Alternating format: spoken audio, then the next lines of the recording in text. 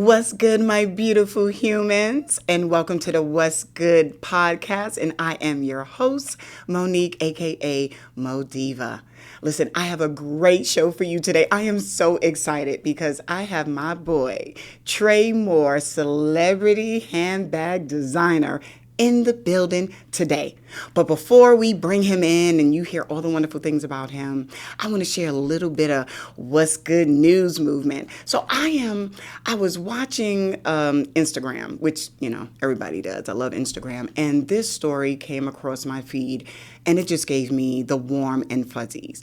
So this man, he saw his daughter, he dropped to his knees when he saw his daughter that he had not seen in 8 years. Now think about that, 8 years that he had not seen his daughter. And this was over in Venezuela. And it just, when I saw that and I saw his face and how they hugged, man, it just really just made me feel good. That positive image really just made me feel good. And it just made me think that, man, you gotta really love on the people that are close to you. Right? Like, don't take that for granted. I'm like, man, I have friends that are 10 minutes away. And sometimes I let life get in the way and I don't create those moments and I don't see them. And I was like, man. So yeah, it just really made me just think, and if you have some friends nearby, make sure that you just love on your people, right? When you can.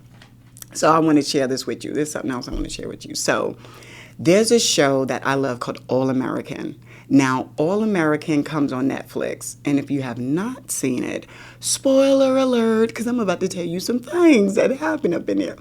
So this one episode, there's a character called Asher. And so Asher, he got really drunk because he had got some bad news, and he was in his feelings, and so he decided to get up on stage. Now, they're at homecoming. So he gets up on stage and he blurts out that him and Liv had sex. Man, when I tell you the feelings that was hurt from, the people that he hurt when he disclosed that information, her dad was in the room, the principal, other adults that she respected was there. She was mortified. Right? So then it cuts to he's on the bench and he's by himself because everybody's mad at him now. They're pissed. Think about it. So they, he's on the bench by himself. He's drunk and he's got the flask with him. And guess who comes to sit next to him in his time of need was Liv. And that made me say, holy macaroni. She didn't even say anything. She wasn't mad because she knew that this was a low point in his life and he needed a friend. And it just really made me think about friendship, true friendship. So it just made me think, man, wow, your friends, yes, you have your boundaries or whatever, but man, when you're a friend, you got to take the good, the bad, and the ugly. And it just really made me just think and check myself. So yeah, I hope that little story just had you thinking about some things. Yeah, about are you really being a good friend? And when you love, is it unconditional? Right? So listen, we got a great show for you. I'm excited. Like I said, I got my boy Tre Moore, celebrity handbag designer, up in the building. And that's what's good.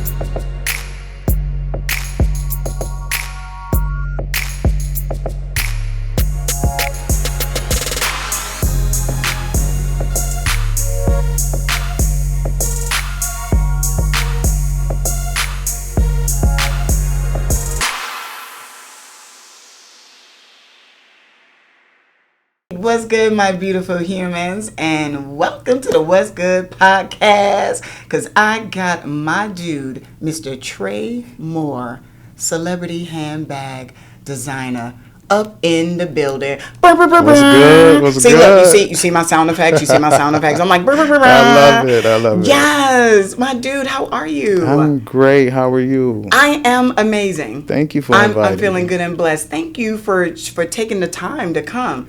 Because look, how many times do we know Yeah. folk don't be coming, or and I'm only joking, though, but time is it's a valuable commodity. Yes. Right? And I know a lot of times we take that for granted. So thank you. I appreciate Thank you for being here. I appreciate you. So, man, I know you've been doing so much, and I can't wait to unpack that, because you've been doing some things. You've been doing so I'm excited about that. So, Tre, now don't kill me. I'm having a senior moment. Don't anybody laugh, because I'll punch you. Tre, I am really trying to remember how we freaking met. So that's interesting that you asked that question. Yeah, okay, please. I'm so embarrassed. So I got here to Atlanta. I'm originally from Rochester, New York. I know you from up top. So I relocated to Atlanta, and I got here in 2015. And then I decided to start doing my handbags. Mm-hmm. It took a little while to set up shop and everything. So I set up shop, and we met in 2016. You purchased a bag, and then your friend did as well. Yeah. We met behind a television station. But I'm saying, I think it must have been a Facebook thing, or I don't know how you popped up in my feed. I must have saw something and was like, hey, I want a bag, and I remember you was so nice. One of the things that I do remember was that you was very professional. You was very nice. You was willing to work with, because let me just say this, all right? His bags are, a lot of bags, and this is nothing against any bags or any other designer. Oftentimes I'm seeing a lot of vegan stuff, and I get it, no shade, vegan bags. But his stuff is either real snakeskin, leather, it's real. So I was like, I know it's going to, be a little pretty penny, right? And they were beautiful, and they're one of a kind. So, but I just love the way that you worked within, my budget, and I had to respect what you was doing. I had to respect you as an artist, as a craftsman, and not try to talk you down. Yeah. I get the respect more than talk down. I really do. All of my friends, my clients, everybody that I deal with really respect my craft and what I'm, doing. And that just gives me the energy to keep going forward even harder. Yeah. It's funny you mentioned that. I work with any material. My background is welding and upholstery as well. Yes. I probably have about 50 different trades, but let's just talk about the main ones. Hold it. You mean I have 50 jobs? Yeah. You hear this? And I'm got 50 jobs. That's what I'm doing, 50 jobs. Exactly. Right. Work from sun up to sundown, but, it's all kind of projects. The best thing about it is I started off with vinyl and denim first. Okay. Many years ago, I started sewing when I was 12. So I've been in the sewing game for 37 years. Yeah. Man, yeah. Now, wait a minute. Before you, because I was reading that. So 37 years, and you've had fourth generation, fourth generation, right? So you learned from great-grandma, grandmama, your mama. Mama was a seamstress. DNA, I believe. Right?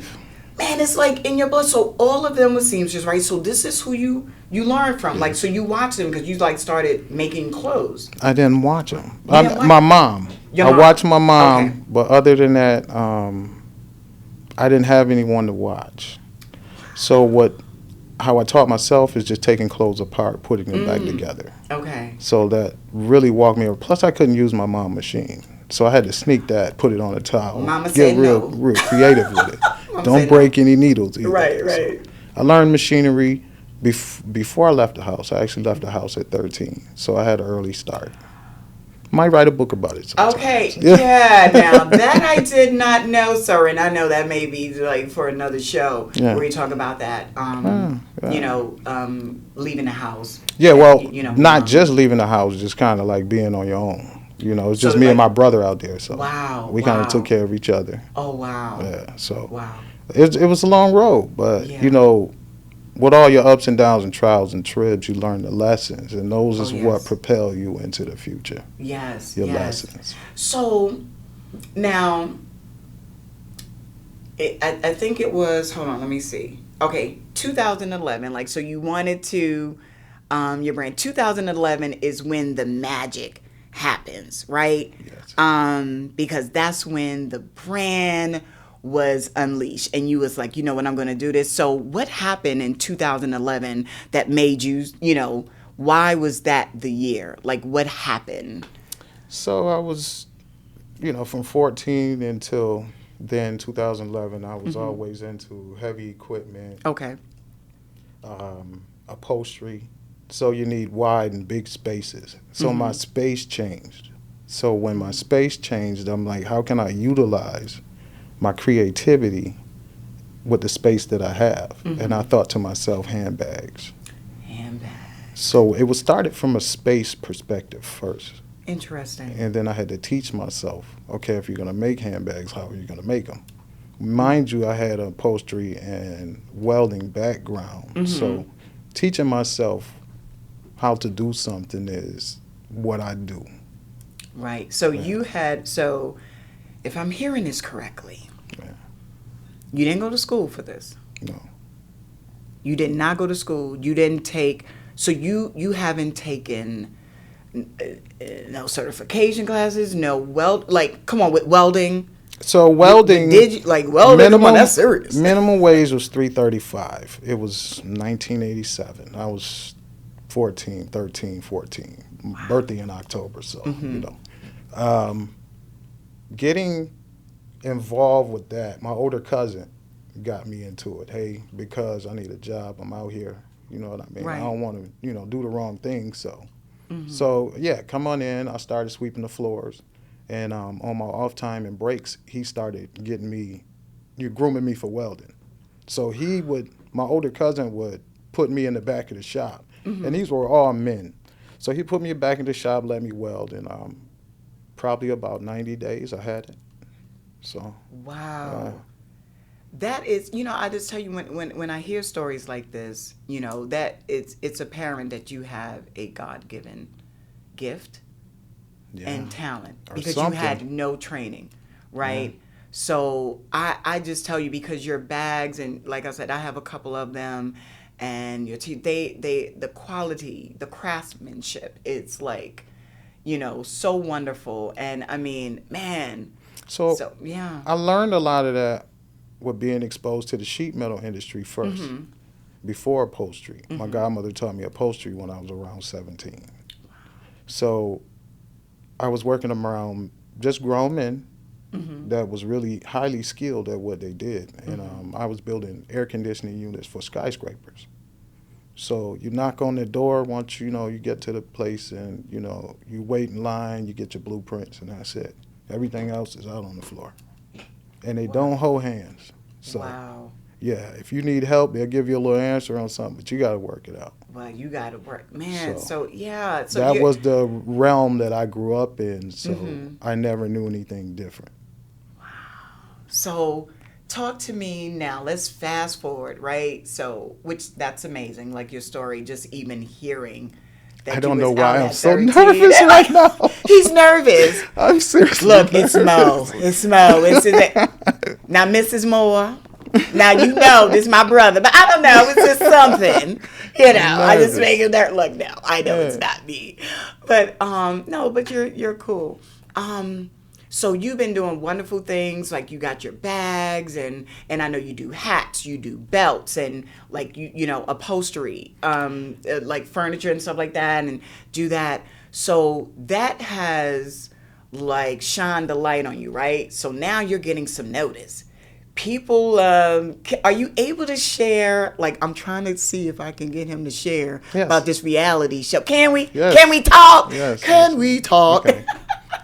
Look, I'm losing my headphones, like, because I'm real nosy right now. So what's going on? I moved to Atlanta. I met you, right? And I met a few other people, and one in particular happened to be from the town that I was from. Never met her. Okay. So she called me military, and we talked, and we kept talking. And she was like, hey, I got a fashion show somewhere in South or North Carolina. So she was like, I want you to come. And she reserved a table for me, and we got there. And that's how I met her. And let me see. After I met her, through the fashion show, we met another lady. Her name is Jerry Gaetti. She actually owns the cosmetic line, Vintage Vixen Cosmetics. Okay. So Jerry was actually in the fashion show as well. So years later, Jerry wanted to talk to my wife about being a brand ambassador. Okay. So the brand ambassador situation happened, and we wind up doing a commercial for it. So while we had the studio, which we had filmed at prior with other friends, we wind up meeting Moretta Johnson Ross. Now, who's Moretta? Moretta Johnson Ross is the creator of Celebrity Mama's Check-In, and who is Jacques Johnson. And Jacques Johnson is her son, who is also a celebrity artist as well. Oh, okay. So we established a beautiful relationship, and she just has a lot of things going on. She's got a lot. I'm actually a sponsor of Celebrity Mama's Check-In. Okay. And a stylist on who is Jacques Johnson. Okay, so let's go back to Celebrity Mama's Check-In, right? So you are a sponsor. Just unpack that for me. Are you lending your designs to the show, and people are seeing your designs? Or when you say a sponsor, in what capacity you sponsor? I'm the sponsor. Yes. Let me see how far this goes. Look. He's like, beep. Okay, we're not going to talk about that. Okay, look. We can go over that. Don't, because I know sometimes you have to be careful about how you say certain things. So, could you share who are some of the celebrity mamas that when we watch the show? Well, actually, it's Mama Jones, Mama Nancy Jones. She actually have a bag of mine. Now, who? Mama who? Nancy Jones. Who's her daughter? Or who her son? Her son is Jim Jones. Jim Jones? Jim Jones' mama. Yes, okay. Mama Nancy. I know Jim Jones. Yeah, you'll see that airing soon. Okay, so it's airing soon. Yes. Who else we might see up on Celebrity Mama Check-In? Well, for Celebrity Mama Check-In, you're going to see a lot of the celebrity mothers. Could you name one? Oh, you can't. You can't. Well, it's airing on Peachtree TV. Okay, so we could say as of now. Okay, so now you will be able to find it on Peachtree TV. Yes, so you could go and kind of. And so he really can't tell who some of the mamas are going to be. No, it's not that I can't tell. Okay. But I haven't, just kind of cleared everything up before the interview. Understand. So I would like to reserve the right to. We just know, but we do know what we can share, right? Yes. Is that it will be on Peachtree TV, and so that is wonderful. That is amazing. Thank you. So we're going to get into a little playtime with Mo, but before we do that, I want you to talk to the people, let them know where they can follow you, and you know where you're going to look, right? That's right. Let them know. Let the people know. You can follow me at Tre Moore 333. That's TreMoore 333. Forgive me, I'm nervous. On all social media platforms. So let me get this right. It's Tre Moore 333 on all social media platforms, and you spell Tre, Tre. Okay. Give them that website. My website is TreMooreHandbags.com. All right. Just spell it for them, because some people. TreMoore. Say it one more again. TreMoore handbags.com. You make sure that you go follow, like, share my boy Tre Moore, celebrity handbag designer. I'm so proud of you. I'm proud. Thank you. It's been a long road. Yeah, but hey, listen, you are here. So now what we're going to do, because this is playtime with Mo. Okay. And I know you're a little nervous, but that's okay. I calmed down a little bit. Yeah, okay, look, he's calming down. He's getting better. All right. So what we're going to do, we're going to have an improv moment, right? Improv, okay. And so one of the big rules of improv is that you never deny. So what do I mean by that? That means whatever I say, you have to agree with it, right? Mm-hmm. Now, you could flip it, but it's almost like, yes, I understand that, but, so you got to acknowledge it, and then if you want to flip it, you can flip the direction of the conversation, but you have to acknowledge it first, okay? I have to acknowledge it. Right, meaning like you just have to, like if I say the sky is blue, You have to say, you're right, the sky is blue, but yesterday, you see what I'm saying? You got to acknowledge it. Okay? Right. Because you never could say, no, the sky's not blue. That's not what you do. So one of the big rules of improv. So I'm giving you like a little mini. Yeah. All right. So what we're getting ready to do is we're going to create a scene, right? So you have to, I'm going to let you, because you are my guest. Okay. You will tell us who we are, which characters we're going to play, like doctor and nurse, 2 firemen, 2 strippers, mother and son, auntie and it's like whatever the 2 people are. You give us our characters, and then we start the scene. And I'm going to start it up because I know, like, you're new to it. So I'll start it off, and we're going to create a scene. So tell me, who are we? Well, who are our 2 characters? Lord, what am I doing? Who names? No names.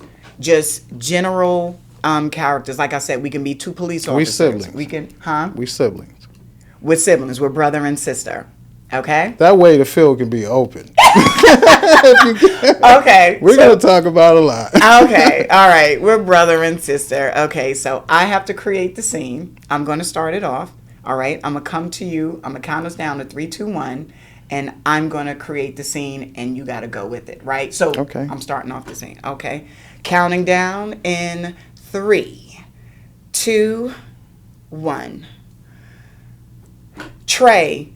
Yes. I just went to the refrigerator and my freaking food is gone. Like, what's up with that? How are you just going to eat my food and you didn't even ask? It's a good question. I actually seen a report on the news that was saying someone was running around stealing food. No, Tre, you ate my food. All right. You need to just own up to it. Could you be like honest for once, like, and not lie? Like, yes. Okay, so you ate my food. Okay. You're not going to say sorry or anything? Like, you're just going to just eat my food? Well, I was trying to save you. I thought it was spoiled. Oh, so you thought my food was spoiled. Yeah, I didn't want you to go through all that stomach ache stuff. And all right. Yeah. Okay. Yeah. All right. I didn't see any mold on it, but... You didn't see any mold on it. Okay, yeah. So...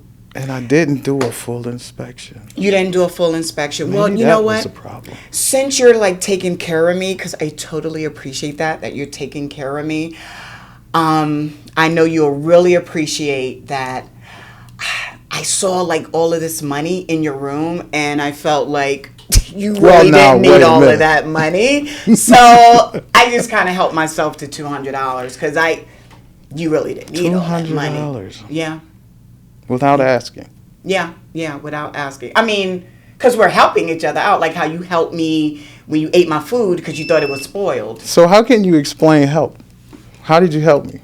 How did I help you? Cause I was thinking more like you relieved me. I relieved you? Of $200. No, I could see where you think that I was relieving you, but... Okay.